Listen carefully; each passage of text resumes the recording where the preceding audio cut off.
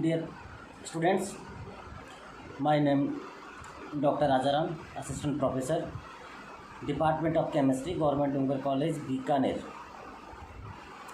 हम लोग BSc part 3 inorganic chemistry पढ़ रहे हैं, जिसमें क्रिस्टल फील्ड के बारे में हम लोग डिस्कशन कर रहे हैं।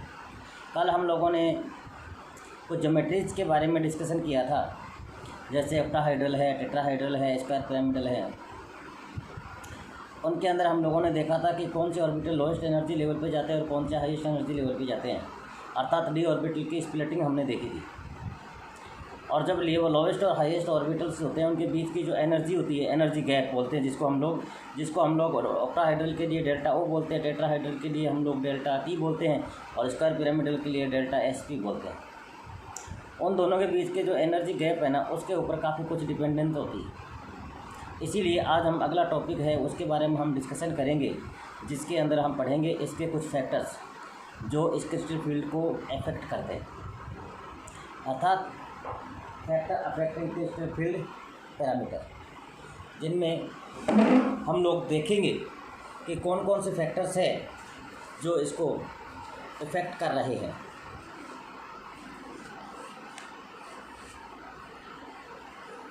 क्रिस्टल फील्ड सिद्धांत में क्रिस्टल फील्ड विभाजन ऊर्जा CFSE अर्थात क्रिस्टल फील्ड स्टेबलाइजेशन एनर्जी, उसका बहुत ज़्यादा महत्वपूर्ण उपयोग है, जिसको हम लोगों ने पहले ही देखा, जैसे ऑक्टाहाइड्रल के डेल्टा ओ था। यह विभाजन ऊर्जा डेल्टा के मान के द्वारा ही संक्रमण आयनों के रंग, magnetic properties, mechanism of reaction आदि को एक्सप्लेन करता है।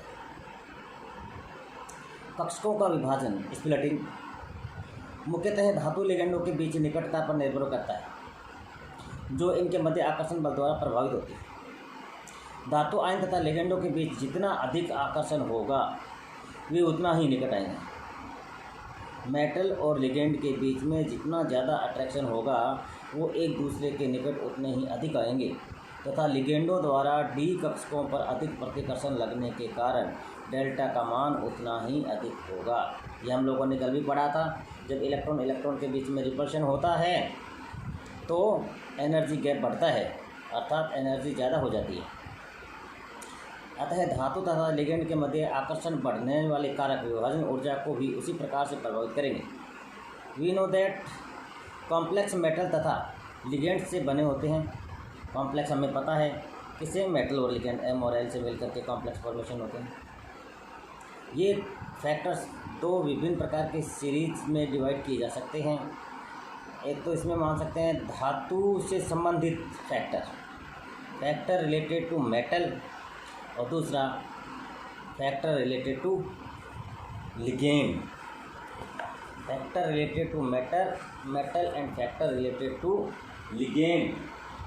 Factor related to metal and factor related to ligand. क्योंकि हम अच्छी तरीके से जानते हैं मेटल और लिगेंड ये आपस में मिलेंगे तो ही कॉम्प्लेक्स फॉर्मेशन होगा। तो इसमें मेटल के ऊपर और लिगेंड के ऊपर, इन दोनों के ऊपर डिपेंड करता है। सबसे पहले हम लोग पढ़ेंगे धातु के कारण। तो धातु के कारण हम पढ़ेंगे तो सबसे पहले है धातु आयन पर आवेश इफेक्ट। बहुत इम्पोर्टेंट, ये हम जानते हैं कि मेटल होता है वो पॉजिटिवली चार्ज होता है। तो मेटल पर पॉजिटिव चार्ज कम ज़्यादा होने के कारण क्रिस्टल फील्ड स्प्लिटिंग में क्या चेंजेज आते हैं, इसके बारे में हम लोगों ने देखेंगे कि धातु आयन पर आवेश, चार्ज ऑन मेटल आयन।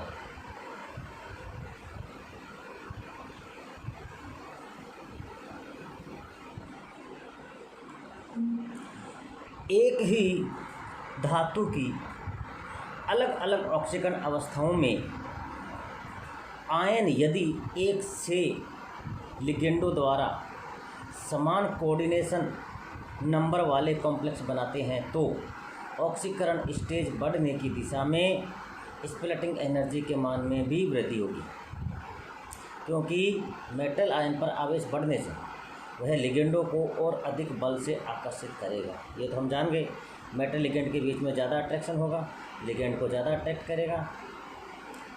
प्रथम संक्रमण श्रृंखला के हाइड्रेटेड डबल बाईवेलेंट आयनों के लिए डेल्टा का मान, बाईवेलेंट आयनों के लिए फर्स्ट ट्रांजिशन सीरीज कहाँ से स्टार्ट होती है? स्कैंडियम चेन कॉपर, और कहाँ पे? बाईवेलेंट अर्थात +2 के लिए। बाईवेलेंट आयनों के लिए डेल्टा का जो मान है वो कितना होता है? 7500 से 12000, 7500 सेंटीमीटर इनवर्स से 12000 सेंटीमीटर इनवर्स, मतलब 75,000 से 12,000 सेंटीमीटर इनवर्स होता है। किसके लिए? फर्स्ट ट्रांजिशन सीरीज स्कैंडियम से कॉपर तक। इसमें भी कौन सा? +2 के लिए। और हम ये अच्छी तरीके से जानते हैं कि ट्रांजिशन मेटल्स के जो फर्स्ट सीरीज के हैं वो वेरिएबल ऑक्सीडेशन स्टेट शो करते हैं। तो ये +2 के लिए इसका रीजन डेल्टा का ये है।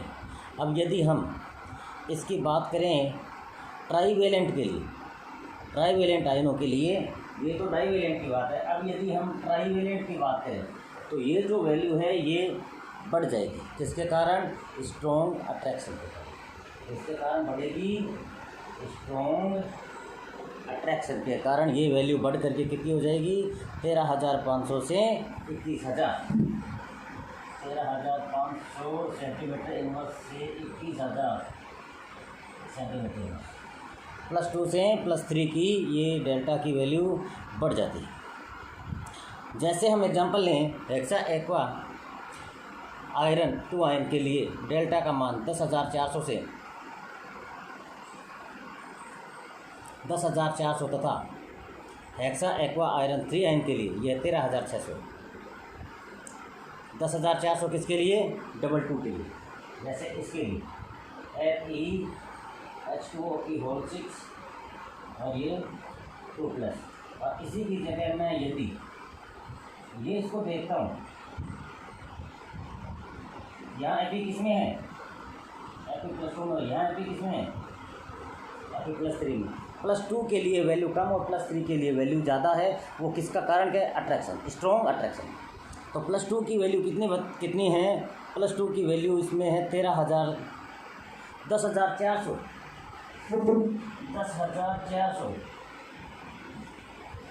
और +3 की वैल्यू है 13,600। तो वैल्यू ज़्यादा होगी ना? +3 की वैल्यू +2 से ज़्यादा है। इसी प्रकार रुथेनियम के जो एक्वा कॉम्प्लेक्सेज है उसके लिए डेल्टा ऑक्सीडाइडल की वैल्यू 28,600, और ये यदि +3 में है, ये +3 के लिए तो 28,600 और +2 के लिए 19,800। इसी प्रकार अन्य एग्जाम्पल भी वेनेडियम के हैं, क्रोमियम के हैं, उनकी वैल्यू का पता हमें चलता है, डेल्टा ओ का पता चलता है कि प्लस अर्थात केटाइंस या ऑक्सीडेशन नंबर प्लस में जितने ज़्यादा होंगे, जैसे उनकी डेल्टा की वैल्यू उतनी ही ज़्यादा होती है। उसका कारण होता है स्ट्रॉन्ग अट्रैक्शन।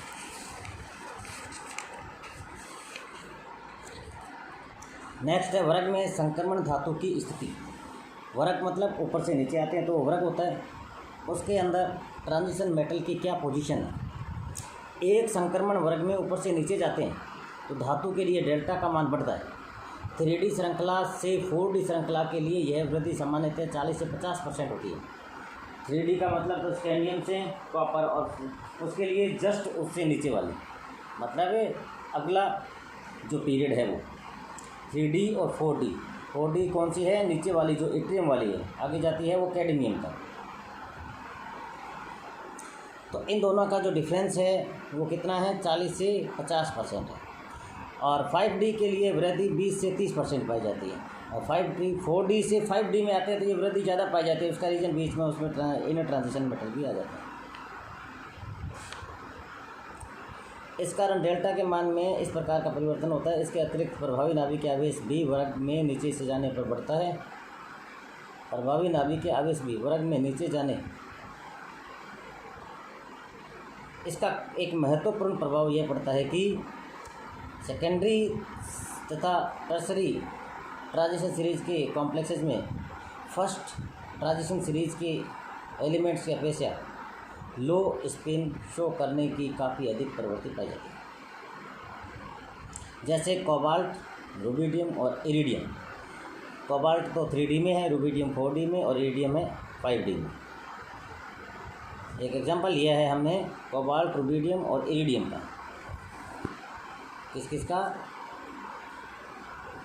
कोबाल्ट बता देते हैं सबसे।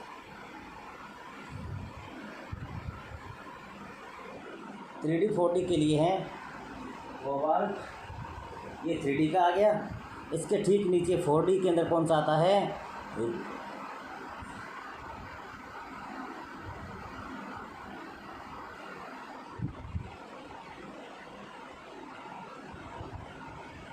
और इरिडियम। ये एक ही वर्ग के हैं।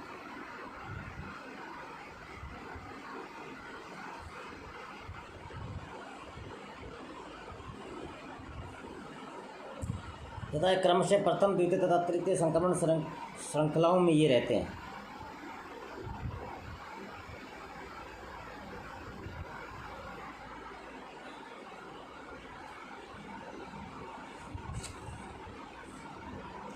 अब जैसे कोबाल्ट हेक्सा एमीन कोबाल्ट +3 ये 23,000 और रुबिडियम का ये 34,000 और यही इरिडियम का है 41,000।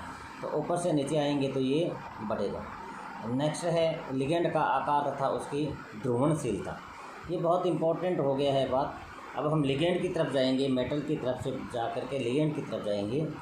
लिगेंड का आकार छोटा होने से अंतरनाभिकीय प्रतिकर्षण कम होगा तथा लिगेंड धातु की अपेक्षा अधिक नज़दीक आएगा। उसके कारण डी कक्षकाओं के लिए प्रबल क्रिस्टल फील्ड क्षेत्र उत्पन्न कर सकेंगे और डेल्टा का मान अधिक होगा। डेल्टा का मान अधिक होगा, इसका मतलब यही हो गया कि लोएस्ट एनर्जी लेवल और हाईएस्ट एनर्जी के बीच में एनर्जी डिफरेंस ज़्यादा है। यदि ऑक्टाहाइड्रल की बात करेंगे हम तो T2G नीचे है और EG ऊपर है, बीच में डेल्टा की वैल्यू ज़्यादा है। जैसे हेलो आयनों के लिए F- के लिए डेल्टा का मान सर्वाधिक होता है तथा आयोडीन तक ये घटता जाता है।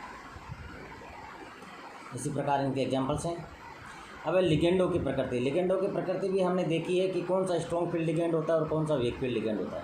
हमने पहले भी निकल और आयरन के कॉम्प्लेक्सेस हमने देखा था कि साइनाइड और क्लोराइड का डिस्कशन किया था।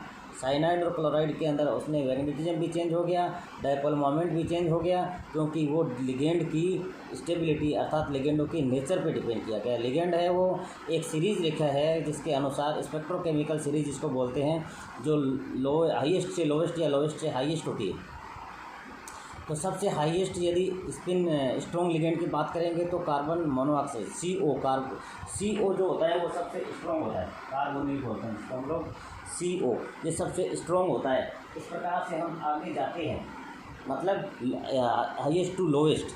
तो साइनाइड है, नाइट्राइट है, साइनाइड है, नाइट्राइट है, इस प्रकार से हम आगे चले जाते हैं और लास्ट के अंदर आगे हमारे पास आते हैं हेलोजन वाले आते हैं, जैसे लास्ट में Br आयोडाइड।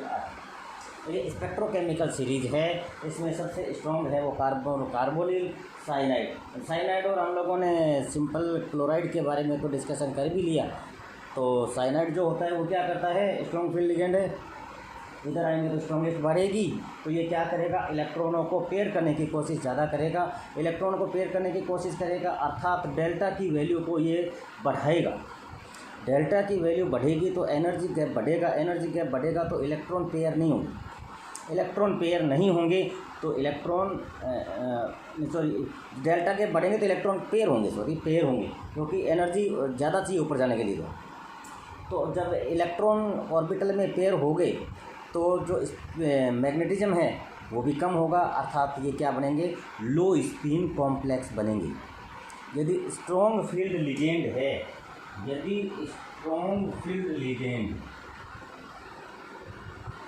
ये हमेशा क्या बनाएंगे, लो स्पिन कॉम्प्लेक्स बनाएंगे। और यदि यही वीक फील्ड लिगेंड होंगे मतलब इधर वाले, तो ये क्या करेंगे, डेल्टा की वैल्यू को कम कर देंगे, कम कर देंगे तो एनर्जी गैप कम होगा, इलेक्ट्रॉन होए वो, यदि ऑक्टाहेड्रल की बात करेंगे तो T2G के बाद सीधे EG में भी जा सकते हैं, अर्थात अनपेड ज़्यादा रहेंगे तो अनुचुंबकीयता शो करेंगे, मैग्नेटिज्म शो करेंगे, डाइपोल मोमेंट शो करेंगे, और ये अनपेड अवस्था में रहेंगे तो हम कह सकते हैं लो स्पिन हाई स्पिन कॉम्प्लेक्स बनाएंगे, हाई स्पिन कॉम्प्लेक्स। पेड होंगे तो प्लस हाफ माइनस हाफ से वो जीरो हो जाता है, तो अनपेड रहेंगे तो प्लस हाफ और माइनस हाफ बने रहेंगे, प्लस हाफ रहेगा या फिर माइनस हाफ रहेगा, तो फिर मैग्नेटिज्म शो करेंगे और स्पिन कॉम्प्लेक्स ही बनाएंगे। तो ये नेचर पे डिपेंड करता है, लिगेंड की नेचर कैसी है, संकुल की ज्यामिति के ऊपर भी ये सब कुछ निर्भर करता है, डेल्टा का मान संकुल की ज्यामिति पर भी निर्भर करता है। पहले ही बता चुके हैं कि यदि वे धातु और लिगेंड के अष्टफलकीय और चतुष्फलकीय दोनों ही प्रकार के संकुल बनाए तो चतुष्फलकीय संकुलों के लिए डेल्टा का मान अष्टफलकीय संकुलों की अपेक्षा लगभग आधा होगा। ऐसे कॉम्प्लेक्स जो टेट्राहाइड्रल भी बनाए और ऑक्टाहाइड्रल भी बनाए, तो जो टेट्राहाइड्रल की जो डेल्टा की वैल्यू है वो ऑक्टाहाइड्रल की तुलना में आधी होगी। इसी प्रकार स्क्वायर प्लेनर तथा ट्राइगोनल बाईपिरामिडल आदि विभिन्न प्रकार की ज्योमेट्री के लिए भी क्रिस्टल फील्ड विभाजन भिन्न भिन्न होता है। धातु आयन की प्रकृति, यह भी पाया गया कि कक्षकों का क्रिस्टल फील्ड विभाजन धातु आयन की प्रकृति तथा आवेश पर निर्भर करता है। यदि किसी धातु के विभिन्न लिगेंडों की सहायता से एक ही ज्यामिति के विभिन्न संकुलों का निर्माण किया जाए या एक ही लिगेंड द्वारा विभिन्न धनायनों के समान ज्यामिति के संकुल बनाए जाए तो यह पाया जाता है कि इन संकुलों के लिए डेल्टा का मान भिन्न भिन्न होता है। अतः लिगेंडों की भांति धातु आयनों की भी स्पेक्ट्रोकेमिकल सीरीज होती है, जैसे प्लेटिनम 4 सबसे ज़्यादा होती है, इरिडियम 3 उससे कम, पैलेडियम 4 उससे कम, और लास्ट में आते हैं तो 3D के लिए आते हैं तो निकल मैंगनीज आते हैं।